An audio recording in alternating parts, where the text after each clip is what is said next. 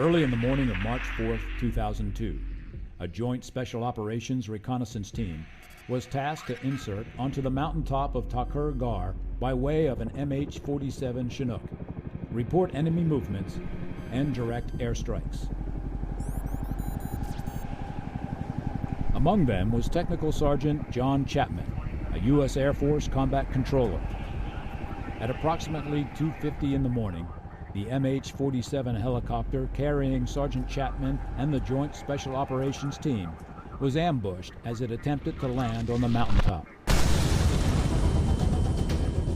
The Chinook was rocked by RPG fire, knocking Petty Officer First Class Neil Roberts from the helicopter and into the frigid and unforgiving terrain of a snowy mountaintop named Takur Gar.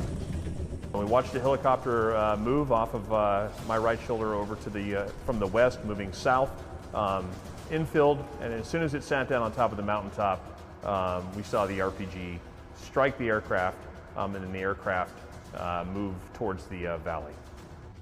We heard Mayday, Mayday, Mayday, any Grim, any Nail, this is Mako 3-0.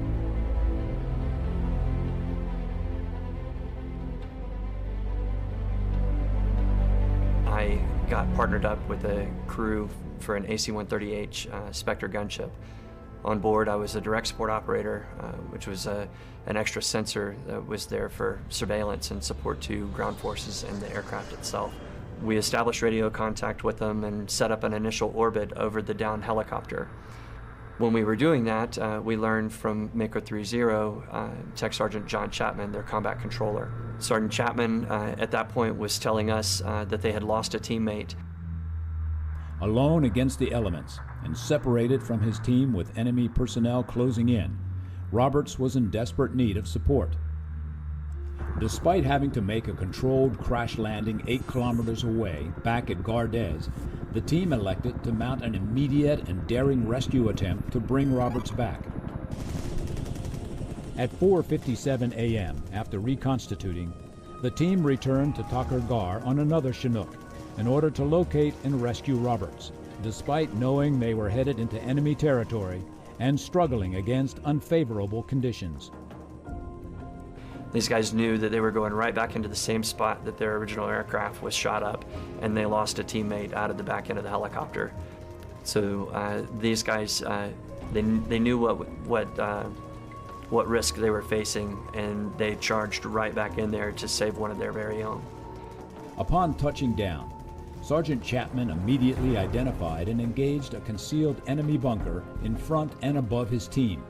He charged that initial bunker, and then from there, what my aircraft commander described as the firefight in a phone booth just unfolded. Chapman assaulted through and cleared the bunker, killing 2 enemy combatants.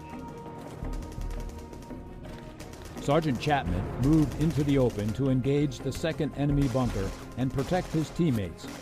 Chapman was struck and critically injured by enemy fire. We saw tracer fire, mortars, explosions, RPGs. I mean, there was a lot of activity.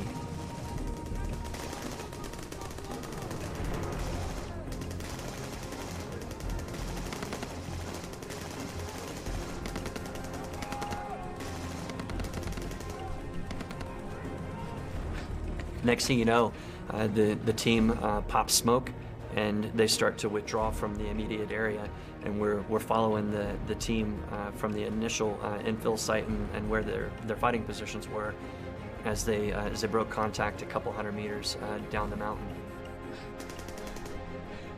So as all of this was going on, our sensor on board saw a completely separate IR strobe come active. So Mako 3-0, the main element, had withdrawn a couple hundred meters, but all of a sudden at the original point, there was an IR strobe active again. When you go back and look at the culmination of all of the sensor footages that we didn't have access to on board the aircraft or in the immediate aftermath, it became absolutely clear that it was Tech Sergeant John Chapman. We were located approximately 3.5 to 4 clicks just north of the mountaintop, approximately about 10,000 to 11,000 feet up. At the time, I believed that there were 2 separate elements, one that had gone down or had moved down the mountaintop, and there was another element that was on top of the mountain continuing to fight in that bunker location. Sustaining a violent engagement with multiple enemy personnel, and despite severe wounds, Sergeant Chapman continued to fight relentlessly. Throughout the next hour, the enemy bombarded Chapman's bunker position with machine gun fire, rocket-propelled grenades, and flanking movements.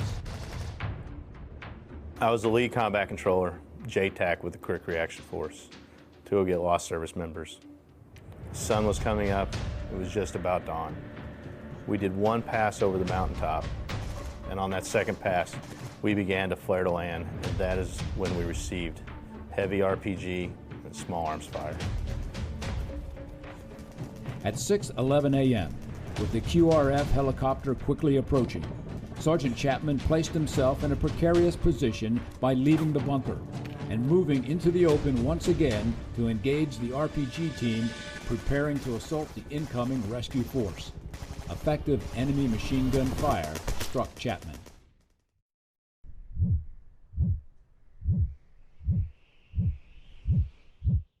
This time, Chapman's final desperate attempt to defeat the enemy would result in his death.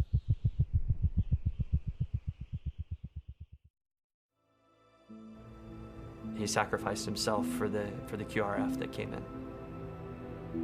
I think if John Chapman had not have been alive at that day, at that moment, the outcome of the insertion of the helicopter I was in with the QRF may have been drastically different. By him being there and laying suppressive fire in that position as we were flaring to land, absolutely reduced the amount of rounds the enemy was able to put into the side of the helicopter.